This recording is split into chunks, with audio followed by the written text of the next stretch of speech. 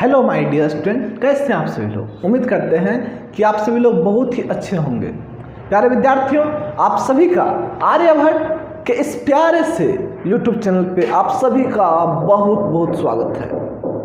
प्यारे विद्यार्थियों, आज हम लोग झारखंड बोर्ड के जो मॉडल सेट आया है उसके बारे में आज हम लोग चर्चा करेंगे। उसका प्रत्येक सॉल्यूशन, मैथमेटिक्स में प्रत्येक सॉल्यूशन को हम लोग देखेंगे। जो आपका लक्ष्य है 40 आउट ऑफ 40 में 40 लाने का जो आपका लक्ष्य है, आज हम लोग उसको पूरा करेंगे। प्यारे विद्यार्थियों, आइए हम लोग चर्चा करते हैं झारखंड बोर्ड के मॉडल सेट के बारे में। लेकिन उससे पहले जो इस चैनल पे नए आए हुए हैं वो प्लीज़ आप जो नीचे जो आपका सब्सक्राइब का लाल रंग का जो सब्सक्राइब लिखा हुआ है उस पर सब्सक्राइब करें और बेल आइकन को दबा दें, ताकि आपको इसी तरह का वीडियो आने वाले समय में सबसे पहले आप तक पहुंचे। प्यारे विद्यार्थियों, आइए हम लोग झारखंड बोर्ड के इस मॉडल सेट के बारे में चर्चा करते हैं। चंद लाइनों के साथ इसको शुरुआत करते हैं। हम लोग कहते हैं, जिंदगी उसी को आजमाती है जो हर मोड़ पर चलना जानता है। जिंदगी उसी को आजमाती है जो हर मोड़ पर चलना जानता है। कुछ पाकर तो हर कोई मुस्कुराता है मेरे दोस्त, लेकिन जिंदगी में सफलता उसी को मिलती है जो सब कुछ खोकर भी मुस्कुराता है। आइए प्यारे विद्यार्थियों, आज हम लोग चर्चा करेंगे झारखंड बोर्ड के मॉडल सेट के बारे में। चलिए, मॉडल सेट को चर्चा करने से पहले आज हम लोग सेट पहला का चर्चा करेंगे, सेट फर्स्ट का चर्चा करेंगे। लेकिन इससे चर्चा करने से पहले इसके बारे में थोड़ा सा जानते हैं। आपका जो टोटल क्वेश्चन है वो 3 भागों में बांटा गया है। सेक्शन ए, सेक्शन बी और सेक्शन सी।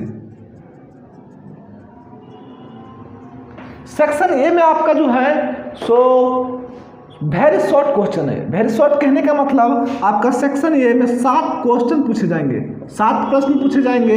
इसमें से आपको जो सॉल्व करना है, आपको 5 सॉल्व करना है। टोटल में मिलेगा आपको 2 मार्क्स का। आप 5 प्रश्न कोई भी सॉल्व कर सकते हैं। चलिए, 5 और 2 को मल्टीप्लाई कीजिए, 10 मार्क्स का हो गया। सेक्शन बी में अगर हम लोग बात करें तो सेक्शन बी में आपका शॉर्ट क्वेश्चन है, जो ए भी 7 क्वेश्चन रहेगा। इसमें भी नंबर ऑफ क्वेश्चंस का बात करें तो आपका 7 रहेगा। 7 में से आपको बनाना है 5 इंटू 3 दैट मीन्स 15। टोटल एक क्वेश्चन का इसमें 3 नंबर है, 5 बनाइएगा तो 15 आएगा।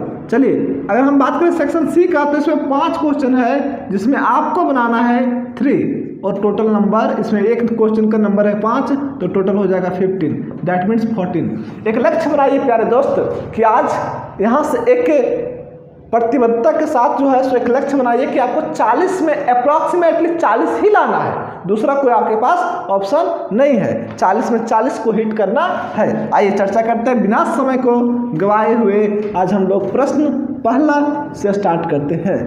चलिए, सेट ए का सेक्शन ए का क्वेश्चन नंबर 1, सेक्शन ए के बारे में चर्चा करेंगे। सेक्शन ए का क्वेश्चन नंबर 1, प्रश्न 1, प्रश्न पहला से आज हम लोग चर्चा करेंगे।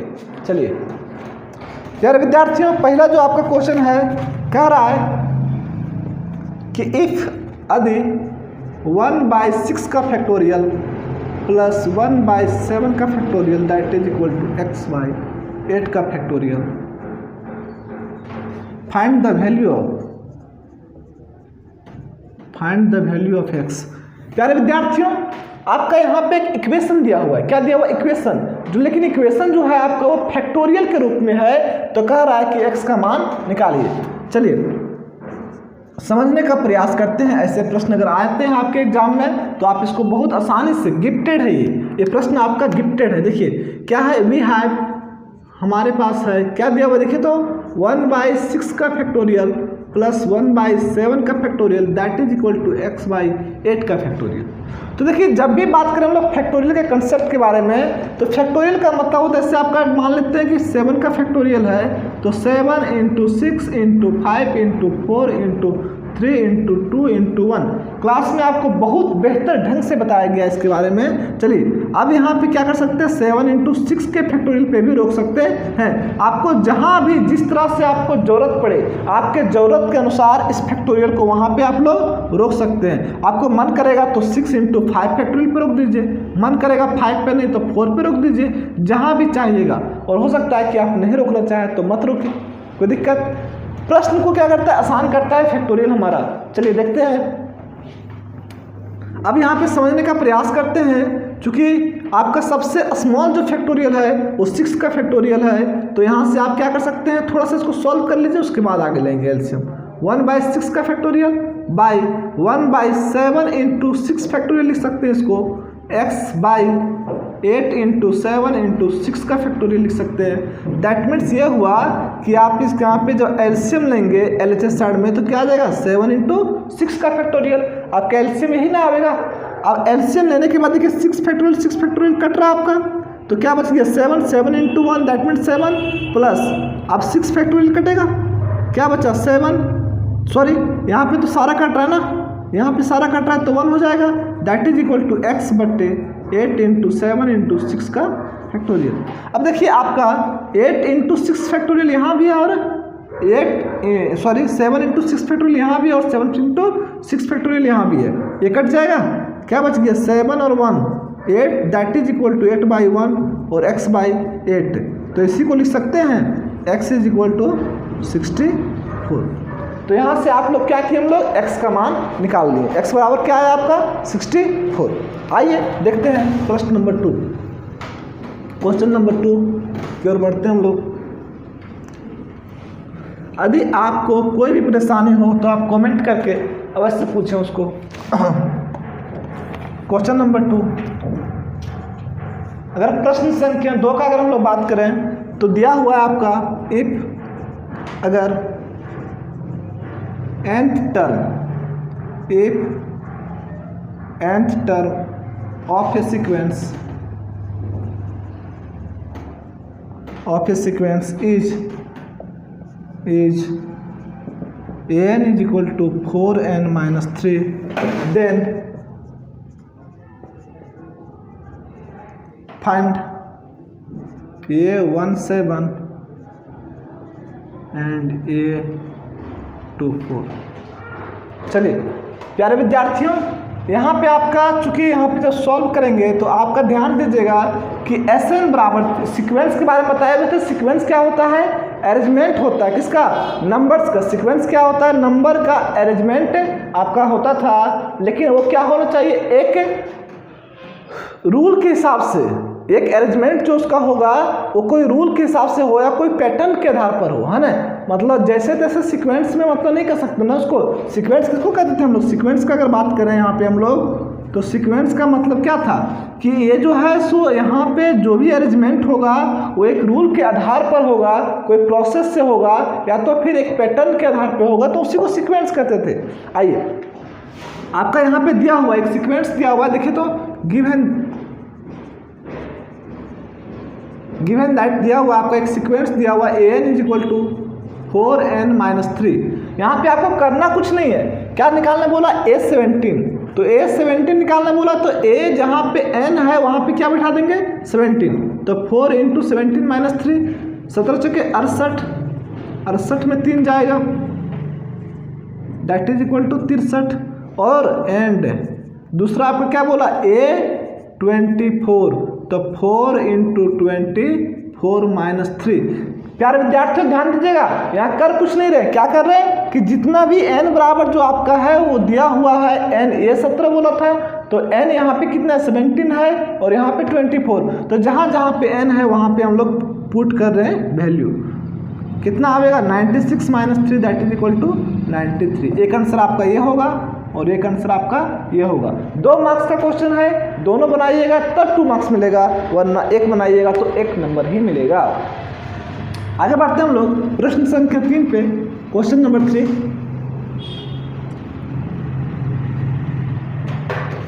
Question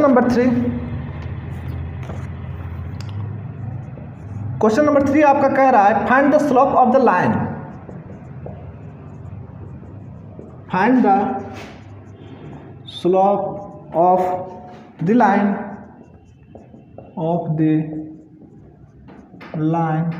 passing through the points 3, -2 and -1 और 4। चलिए देखिए, आपको निकालने के लिए यहाँ पे कह रहा है स्लोप क्या होगा। जब 2 पॉइंट आपका दिया रहे तो स्लोप क्या होगा। प्यारे विद्यार्थियों, जब लाइव क्लास हम लोग ले रहे थे तो वहाँ भी चर्चा कर रहे थे। चलिए, वहाँ भी बताया गया था आपको कि स्लोप से रिलेटेड एक 2 मार्क्स का शॉर्ट क्वेश्चन आएगा। तो यहाँ पे देखिए, आपका गिवन दिया हुआ है 2 पॉइंट। अब दोनों पॉइंट को अगर हम मान लें, अभी रफली फिगर बना रहे हैं, ग्राफ में इसको नहीं दिखा रहे, रफ फिगर बना रहे हैं। अभी ए और बी मान लेते हैं 2 पॉइंट है। दोनों पॉइंट का आपका यहाँ पे दिया हुआ कोऑर्डिनेट -1 और 4। तो कह रहा है कि ये ए बी का स्लोप क्या होगा, स्लोप ऑफ ए बी। प्यारे विद्यार्थियों, अगर आपको अभी भी याद होगा तो उसमें बताया गया था कि स्लोप को हम लोग m से डिनोट करते हैं। स्लोप को किससे डिनोट करते हैं, m से डिनोट करते हैं। तो ए बी का जो स्लोप होता था वो क्या होता था, y2 - y1/x2 - x1। ये आपका क्या हो गया, x1 हो गया, और ये क्या हो गया, y1 हुआ। ये आपका x2 और ये आपका y2। अब देखिए y2 - y1 2 कितना, देखिए तो 4 है। तो 4 माइनस, देखिए माइनस यहाँ पे कर रहे हैं और एक माइनस यहाँ भी है, तो माइनस और माइनस क्या हो जाएगा, प्लस हो जाएगा। x2 देखिए, x2 कितना है, वह -1 है। -1 और -3 दैट मीन्स 6 - 4 कट के कितना होगा, देखिए तो काटिए तो इसको 3/-2 दैट इज इक्वल टू -3/2। ये आपका क्या हो गया, आंसर हो गया। कोई दिक्कत। क्वेश्चन नंबर आपका ये था क्वेश्चन नंबर 3। आगे बढ़ते हैं हम लोग क्वेश्चन नंबर 4 में। क्वेश्चन नंबर 4 में हम लोग आगे बढ़ते हैं। क्वेश्चन नंबर 4 कह रहा है आपका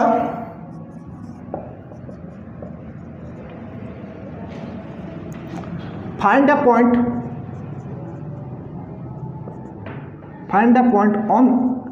on the x-axis which is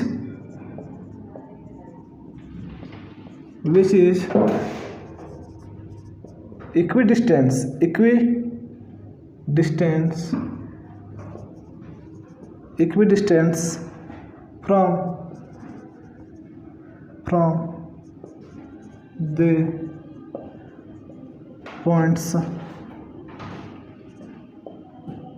from the points 7, 6 and 3, 4।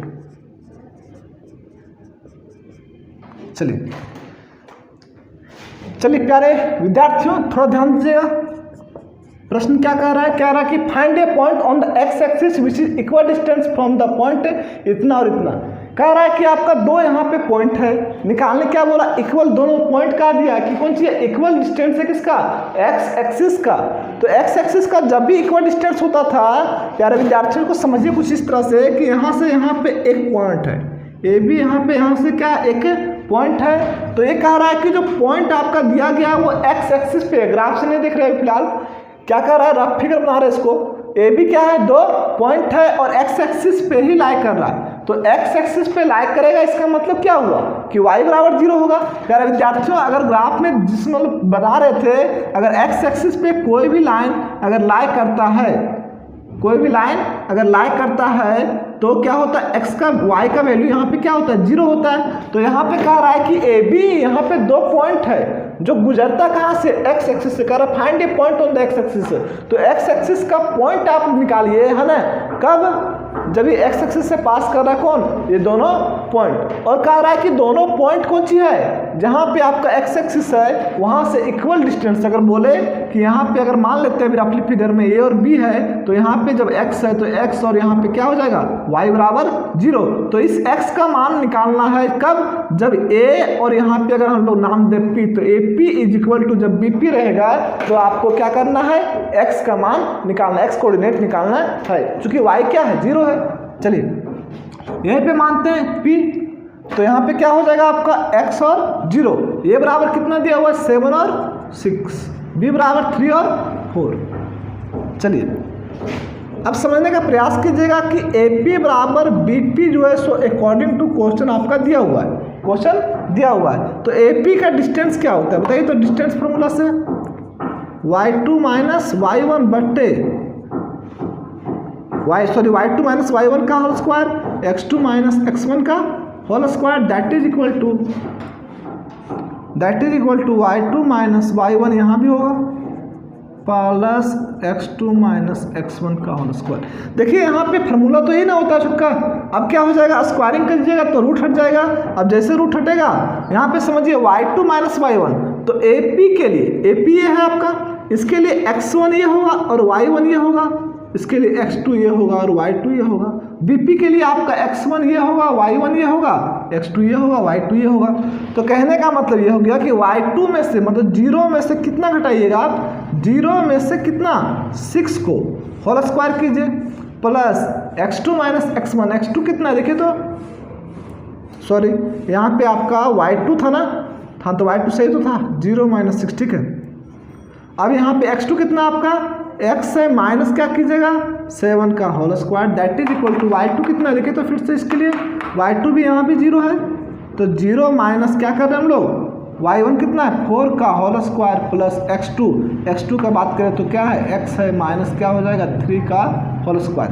प्यारे विद्यार्थियों यहाँ से देखिए अंडर रूट गायब हो गया, अंडर रूट गायब हुआ ऐसे कि हम लोग स्क्वायरिंग करेंगे तो दोनों साइड से हट जाएगा। चलिए अब क्या हो जाएगा -6 का whole square, that means 36 plus यहाँ पे एक्स स्क्वायर प्लस 49 माइनस 7 दूनी 14 एक्स होगा, और यहाँ पे -4 का स्क्वायर कीजिए that means 16 plus x square होगा प्लस एक्स स्क्वायर होगा, एक्स स्क्वायर प्लस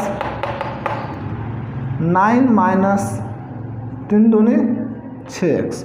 अब देखिए एक्स स्क्वायर कैंसिल आउट होगा, 36 में 49 को जोड़िए 85 आएगा, minus 14x that is equal to 16 9 25 हो जाएगा, 25 माइनस 6x। अब इसको इधर ले आइए तो यहाँ पे क्या हो जाएगा आपका 85 minus 14x plus 6x minus 25 that means 0।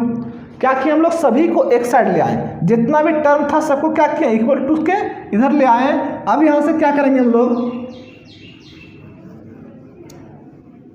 अब हम लोग इसको कैलकुलेट करते हैं, कितना आया आपका 85 में से 25 जाएगा तो आपका क्या बचेगा 60 बचेगा, 60 माइनस 14 में से 6 गया तो 8 6 14 that is equal to 0।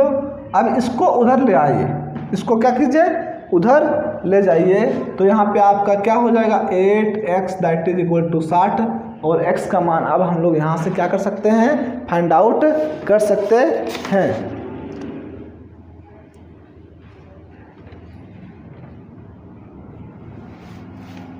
x का मान क्या कर सकते हैं हम लोग फाइंड आउट यहाँ पे हम लोग कर सकते हैं। चलिए x का मान निकालिए।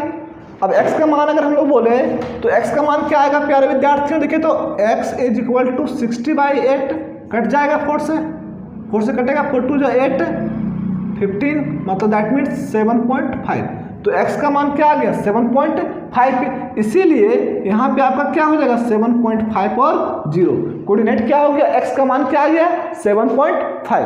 क्लियर हुआ सबका।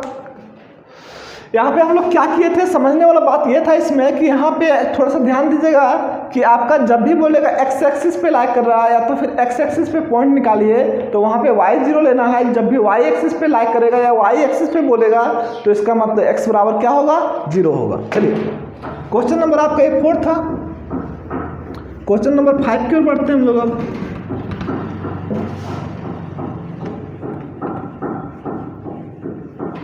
चलिए प्रश्न संख्या 5 क्या कह रहा है आपका क्वेश्चन 5 पे, क्वेश्चन नंबर 5 कह रहा है आपका find the coordinate of the focus and the length of the latus rectum of parabola.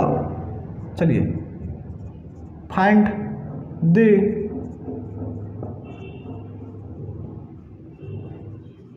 Coordinates of the focus of the focus and length of latex rectum, length of latex rectum, latex rectum of parabola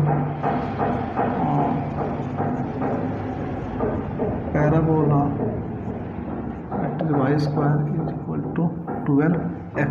प्यारे विद्यार्थियों, कह रहा है आपका कि find the coordinate of the focus, आपको focus निकालना है and length of latest rectum, दो चीज निकालने बोल रहा है। क्या?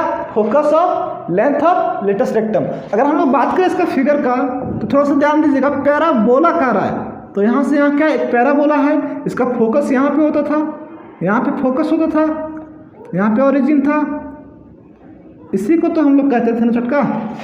चलिए एल है और यहाँ पे क्या हो जाएगा एल डैश। आपका इसका इक्वेशन दिया हुआ है ना y square is equal to. प्यारे विद्यार्थियों, अगर हम लोग यहाँ पे जो दिया हुआ है उसी को लेकर के चलें और फिर आगे हम लोग कैलकुलेट करें। देखिए थोड़ा सा ध्यान दीजिएगा, अगर हम लोग बात करें इसका तो वाई स्क्वायर गिवन दैट में लिखिए, थोड़ा सा गिवन दैट दिया हुआ है आपका y square is equal to 12x, इसी को हम लोग लिख सकते हैं y square is equal to 4 into 3 into x, 4 into 3 into x लिख सकते हैं। देखिए तो 4 इंटू 3 इंटू एक्स, और इसको एक इक्वेशन मान लीजिए। और वी नाउ दैट हम लोग जानते हैं, वी नाउ दैट हम लोग जानते हैं इक्वेशन ऑफ पैराबोला पढ़ाया गया था आप लोग को। इक्वेशन ऑफ पैराबोला क्या होता है? Y square is equal to 4ax होता है। दोनों इक्वेशन को ध्यान से देखिए, दोनों इक्वेशन को ध्यान से देखिए। जब दोनों इक्वेशन में हम लोग a का वैल्यू, a का कोएफिशिएंट को इवेलुएट करेंगे तो a बराबर आपका कुछ वहाँ से मान आवेगा, कुछ आवेगा मान आपका, a बराबर कुछ मान आवेगा आपका।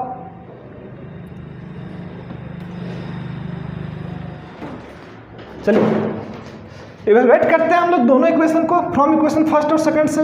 फ्रॉम इक्वेशन फर्स्ट और सेकंड से वी गेट, हम लोग प्राप्त करेंगे ये इज इक्वल टू क्या आ जाएगा? देखिए तो 4 यहाँ भी, 4 यहाँ भी, a बराबर कितना है 3 है, और x यहाँ भी, x यहाँ भी।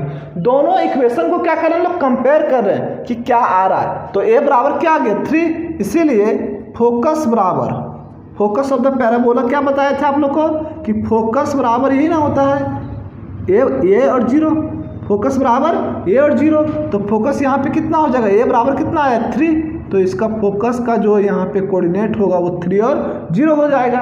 और दूसरा कह रहा है आपका length of lettuce rectum, lettuce rectum का डिस्टेंस कितना होगा? लेक्टस रेक्टम का डिस्टेंस कितना होगा? तो आइए देखते हैं लेंथ ऑफ लेक्टस रेक्टम बराबर क्या होता है 4 ये होता है। एंड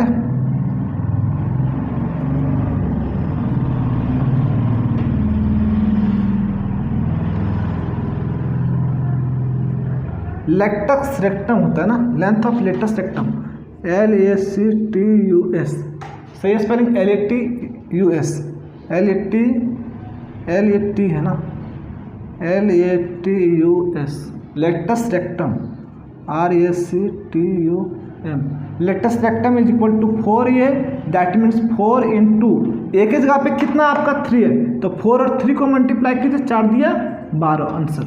बात क्लियर हुआ? बात क्लियर हुआ प्यारे विद्यार्थियों? ये आपका क्वेश्चन नंबर 5 था। इस तरह का प्रश्न आपका आता है, कह रहा था क्या निकालने के लिए? फोकस और लेंथ ऑफ लेटेस्ट रेक्टम। चलिए दोनों हम लोग फाइंड किए, आते हैं क्वेश्चन नंबर 6 की ओर।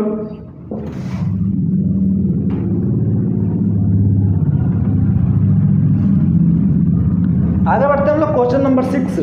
क्वेश्चन नंबर 6 कह रहा है कि name the octant in which the point इतना और इतना लाए। क्वेश्चन नंबर 6 कह रहा है नेम द ऑक्टेंट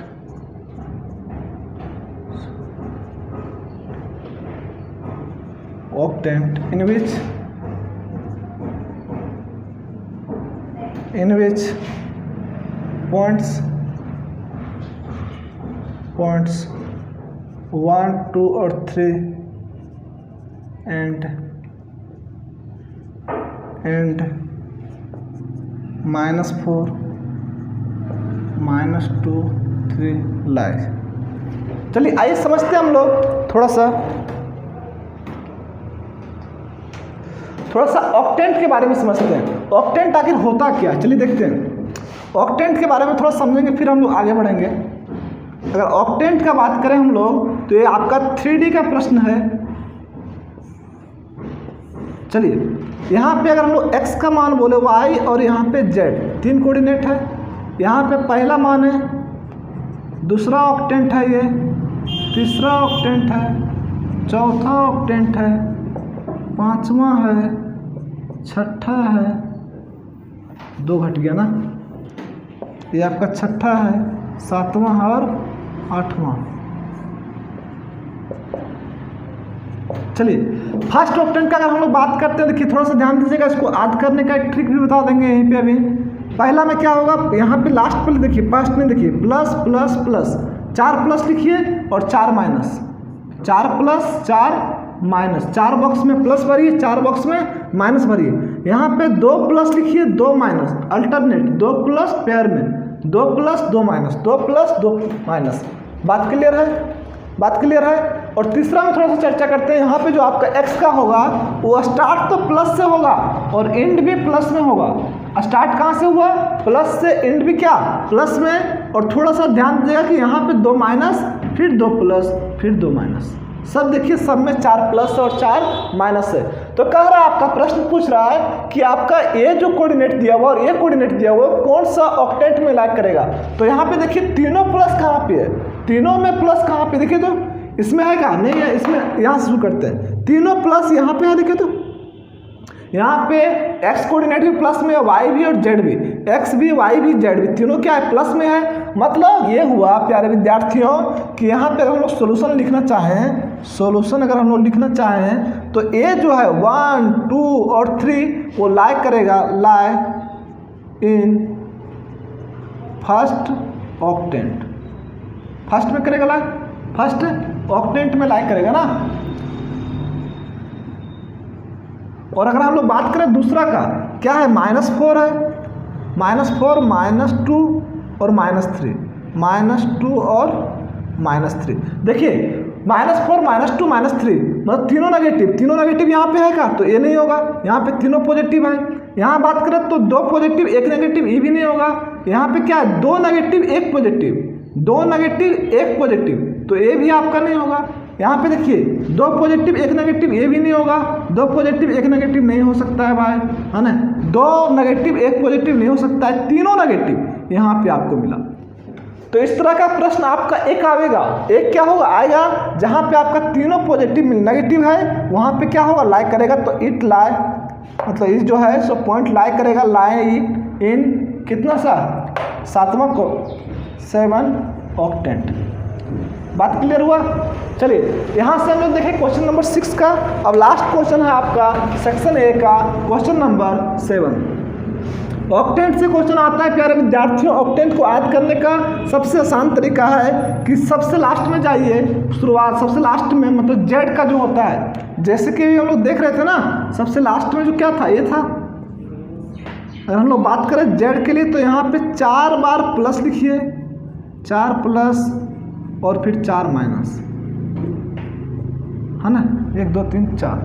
तो इसी तरह से ऊपर में क्या हो जाएगा, 2 प्लस 2 माइनस, और लास्ट में क्या होगा, पहले और लास्ट में प्लस होगा, बाकी बात पैर में आप ले सकते हैं। चलिए आपका लास्ट क्वेश्चन है क्वेश्चन नंबर 7 सेक्शन, ये कंप्लीट होता है आपका इस तरह से। आइए देखते हैं 7 नंबर क्वेश्चन आपका क्या कह रहा है। कह रहा है प्रोबेबिलिटी से क्वेश्चन है ये, प्रोबेबिलिटी मतलब प्रायिकता से क्वेश्चन है। क्वाइन इज टॉस्ड, एक क्वाइन है जिसको टॉस किया गया, a coin is tossed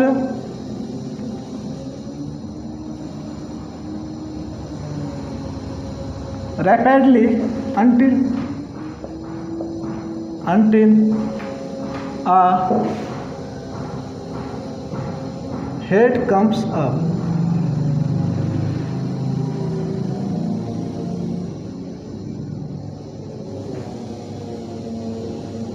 what is the sample space,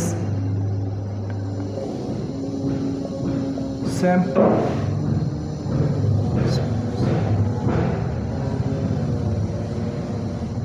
space.